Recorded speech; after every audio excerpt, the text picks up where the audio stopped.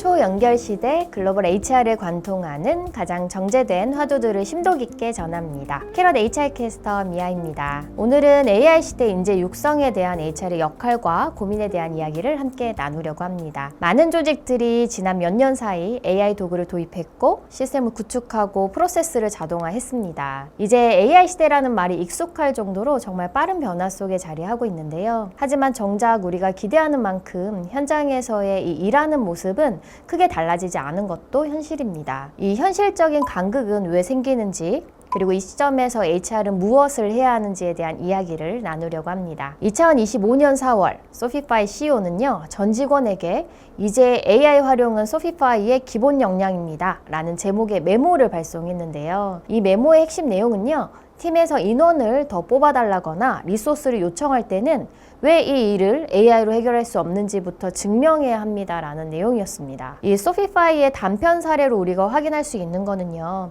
AI 시대 채용의 문이 닫힌 게 아닙니다. 단 채용의 근거 기준이 달라진 것 뿐인데요. 같은 시기에 이 모건 스탠리는 10만 건의 내부 리서치 자료를 AI 플랫폼에 통합했습니다. 자산관리사들이 정보를 복잡하게 검색하는 대신에 AI에게 질문하는 구조로 일의 방식이 전환되었고요. 현재 자산관리팀의 98%가 이 AI를 매일 사용하고 있다고 합니다. 이 두 사례가 보여주듯이 이미 AI가 조직 안에 들어오면서 일을 하는 방식과 구조는 바뀌어가고 있고요.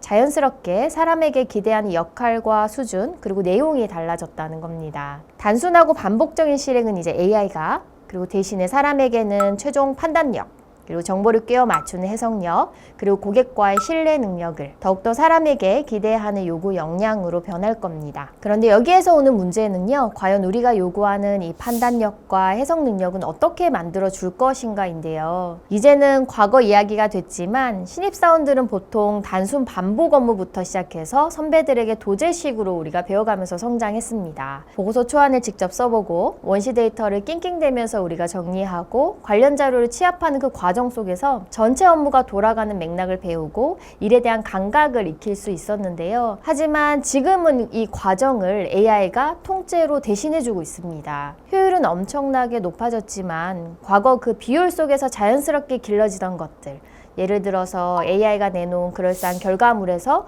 오류나 맹점을 잡아내는 그 눈, 현장 상황에 맞춰서 맥락을 읽어내는 센스, 혹은 돌발 상황에서 빠르게 판단하는 능력, 이런 경험하고 훈련할 기회가 이제는 완전히 차단되고 있습니다. 미국 인사관리협회에서는요, 이를 선배 어깨너머로 배우던 이 도제식 성장 모델의 붕괴라고 표현했는데요. 밑바닥부터 일을 배우면서 중간관리자로 올라간 이 사다리가 중간에 뚝 끊겨버린 겁니다. 이 역량은 단순히 지금의 신입사원에만 머무르지 않고 이들이 5년 후, 10년 후 우리 조직을 이끌 허리가 되어야 하기 때문에 조직 전체의 생존이 걸린 중요한 문제이기도 합니다. 여기서 우리가 명심해야 할 점이 있는데요. 문제는 직원들의 의지가 아니라는 사실입니다. 갤럽 조사에 따르면 미국 직장인의 48%는 새로운 스킬을 배울 기회만 주어진다면 이직까지 고려하겠다고 답했고요.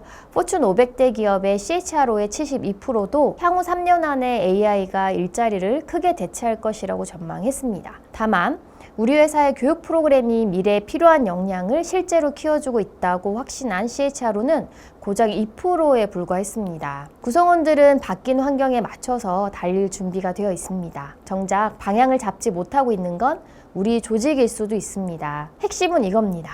업무 현장에서 자연스럽게 일어난 학습을 더 이상 기대할 수 없다면 이제는 HR이 학습이 일어날 수밖에 없는 구조와 그 경험을 의도적으로 만들어 주어야 합니다. 오워크 스페이스는 이를 AI 도제 방식이라고 명칭했는데요. 예전처럼 밑바닥 실무를 직접 실행하면서 배우는 대신에 AI가 도출한 결과를 비판적으로 해석하고 질문을 던지고 이의를 제기하는 법을 배우면서 전문성을 쌓는 새로운 커리어 사다리입니다. 이를 위해서 HR은 현업의 일하는 방식을 3가지 방향으로 재설계해야 합니다.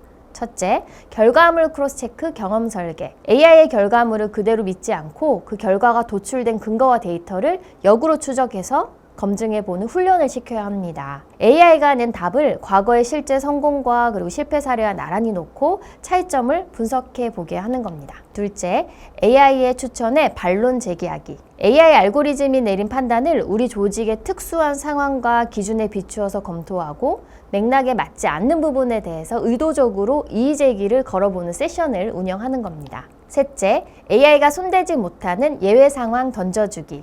시스템이 답을 내릴 수 없는 모호한 영역들 혹은 이해관계가 복잡하게 얽힌 예외 케이스를 던져주고 사람이 직접 치열하게 고민해서 결정을 내려보는 경험을 제공하는 겁니다. 맥킨지의 AI 현황 2025 보고서에서도요, AI 도입으로 실질적인 성과를 내는 기업들의 가장 큰 공통점은 이 사람의 워크플로우를 의도적으로 재설계했다는 점이었는데요. 단순히 도구를 쥐어주는 것과 그 도구를 활용해서 사람이 성장할 수 있는 새로운 로드맵을 만들어주는 것은 완전히 다른 차원의 일입니다. AI 전환의 진짜 리스크는요, 우리 회사의 기술력이 뒤처지는 것이 아닙니다. 조직의 시스템은 바뀌어가고 있는데 정작 사람을 성장시키는 역량과 평가 기준은 과거 그대로인 것. 사람의 성과 기대치는 높아지는데 시대에 맞게 성장할 수 있는 사다리를 우리가 지원해주지 못하는 것. 그 간격이 진짜 위기일 수 있습니다. 소피파이와 모건 스탠리가 그토록 공을 들인 거는요, 성능 좋은 AI 엔진 그 자체가 아니었습니다. 그 기술을 파트너 삼아서 일하게 될 사람에 대한 기준을 완전히 새로 정의하는 일이었는데요. 그 기준을 명확히 세우고